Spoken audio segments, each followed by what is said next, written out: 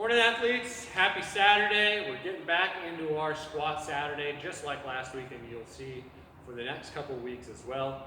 Let's get right into it today. Starting with a quick warm up, 5 minutes. We're going to do Samson stretches. This is just going to be a lunge with an overhead stretch here. We can twist side to side, just trying to stretch out our hips and our arms. Then we're going to do alternating leg swings. You can just do this in place, just kicking up to the opposite hand. Then alternating knees to chest, pulling that leg up, pulling that knee as close to our chest as we can. Back to the leg swings, same thing. And then finally, we're going to finish with 10 slow air squats.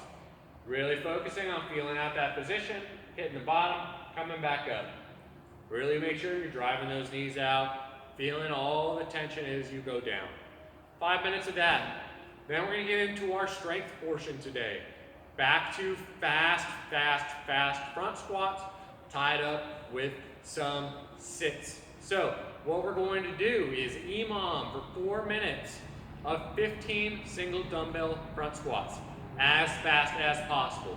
We are not trying to skimp on the weight today to go faster with the squats. We are trying to build a heavy weight and also move as quickly as we can. So we're going to hold that dumbbell or kettlebell just across our chest. If you do have a kettlebell, holding it kind of in a goblin position is fine. We want to make sure that we've got those elbows pulled down in front of the weight implement that we've got, so it's more like a front squat. And then we're going to go through that range of motion. Make sure we're hitting the depth, make sure we're standing up at the top, even though we are trying to go fast.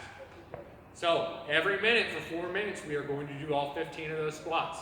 This is going to be challenging. Your legs are going to burn. After you finish that, you're going to rest for 1 minute. And then on a 2-minute running clock, you are going to do a max wall sit. Wall sit, you should be using a nice firm surface, not a bench like we are here. You should be getting to exactly 90 degrees. Your feet should also be at 90 degrees. They should not be underneath you. You should be right here and having to use your legs to hold yourself up. We want to make sure that low back is pushed into this pad, into this wall. Shoulders should not be pushed against the wall. You should be able to have a loose body position against the wall.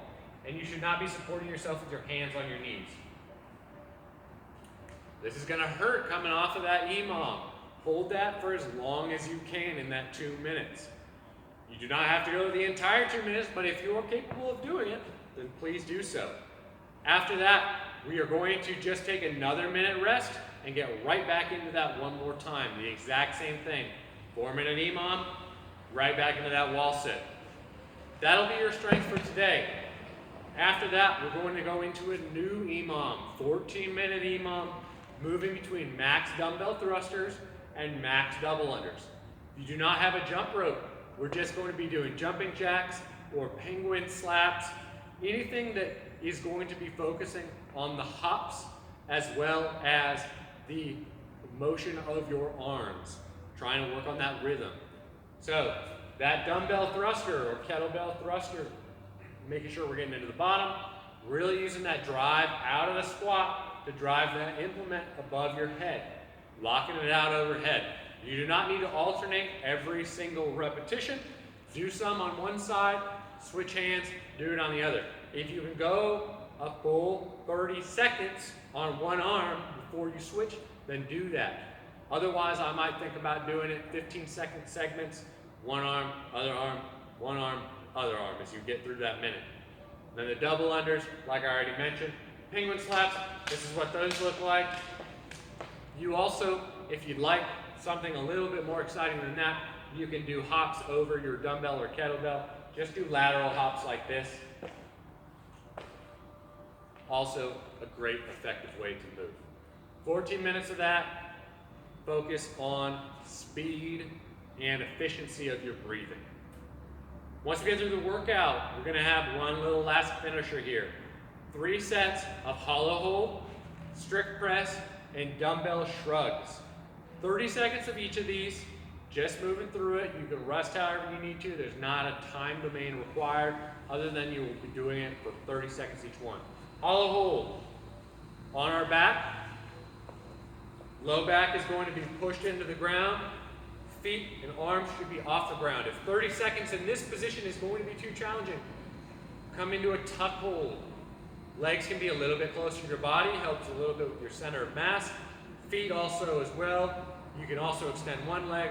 All sorts of different variations and options you have there. Strict press. Simple shoulder movement. We're just driving that overhead, bringing it back down in a controlled fan fashion. 30 seconds isn't very long. Spend 15 seconds on one side, 15 on the other. Finally, the last one, dumbbell shrugs. This is going to be a little bit interesting. Just holding that to our side, shrugging that shoulder up. You can shrug both shoulders at the same time, even though you'll only have weight in one of them, and then switch your hand if you'd like. That's also an option.